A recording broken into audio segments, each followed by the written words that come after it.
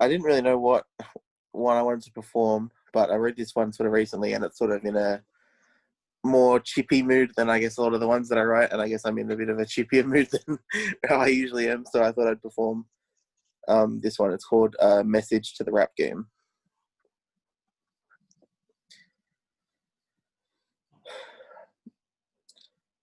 A message to the rap game. This might just go unheard. I never needed an audience to preach the message in my word. You might think poetry is for losers and for outcasts and for nerds. We might be those, but we are proud and we will not be deterred. To you, we might be loose change, lyrical minorities, and when it comes to number of listeners, you probably got the majority, but when it comes to making a difference, I am the superiority, so take your inferiority and listen to my authority. You make money off your fans, but I make my fans my priority. Today I thought I'd steal your style. I hope that's not a crime. You'd probably know about that though, since you're always doing time. I don't mean to diss your craft, but ain't that shit a bit benign? Must suck you can't express yourself without doing it in a rhyme. I got some cool ass friends who could be the paradigm of what it means to craft your words like articulate design. We define the decline of divine guidelines. It don't matter if you're 50, it don't matter if you're 9.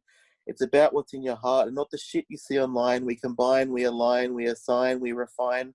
So if you want to write a diss, here's this, our storyline. We are projectors of pure light who help each other shine. The difference between us is when you were snorting lines, I was writing them. When you were trying to divide people with your gang wars, I was uniting them. Your fire comes from the cigarettes and cigars, you keep lighting them. My fire comes from the hearts of those who hear my word, reigniting them. The way I feel about you is your words just sound the same. My words are my God, so don't take their name in vain. I wish you'd be good role models for the millions listening to your songs. Let's make poetry universal on the world stage where it belongs. That's it. Woo! That was delightful. Some really great lines there. Thank you. Stars. I find great joy looking up into the night sky, seeing stars and meteor showers around them. The birth of stars is said to be miraculous. The red dwarf can be amazing. We have our own star called the sun. Sadly, it will someday burn out. There are other stars in life. They put them on the sidewalks in California, a place called Hollywood. Some are dead now and others still alive. We walk on them, checking out the names. The stars can even have stars, galaxies named after them. There are movie stars, Star Wars, Starman, Star Trek.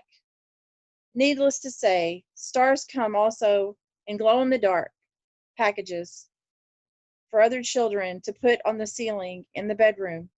You can watch them glow at night. Poems too, starlight, star bright, brightest star I've seen tonight, and even wish on a star. Some time ago, I wrote this poem, and the local women's refuge contacted me and wanted to put it on the board in the refuge, which I was really honoured, and I'm not sure if they did. Once I said yes, no one got back to me, and that's fine.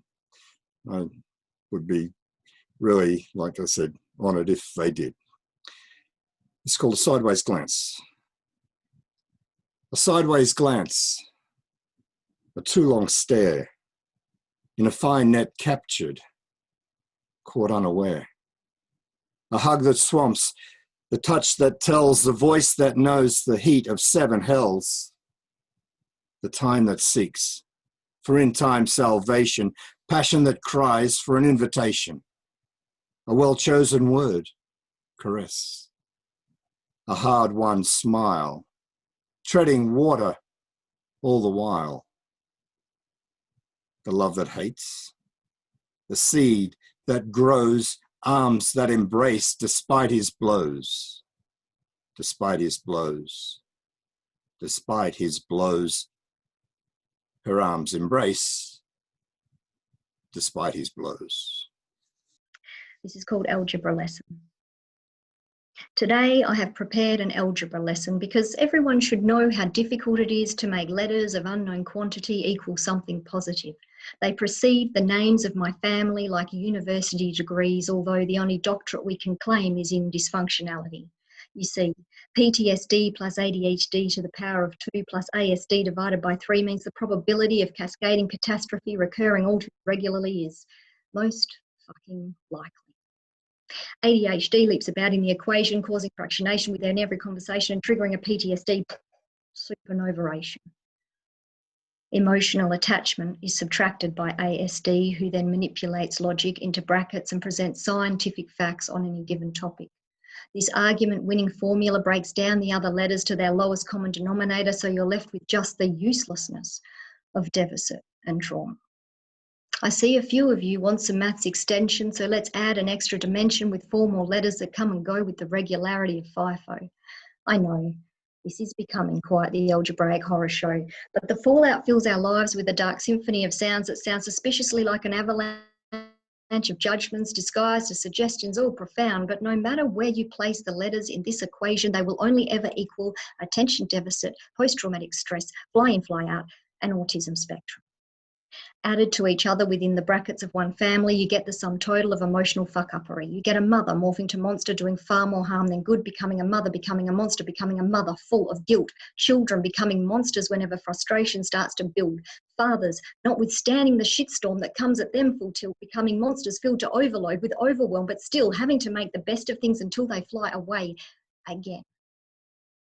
Mothers, fathers, daughters, sons with monsters they can't contain overuse a formula that spells sorry and equals shame, hoping for an equation to fade their reptilian brains away, an addition of double negatives to create a positive reframe of a situation soul destroying, faced by me every day.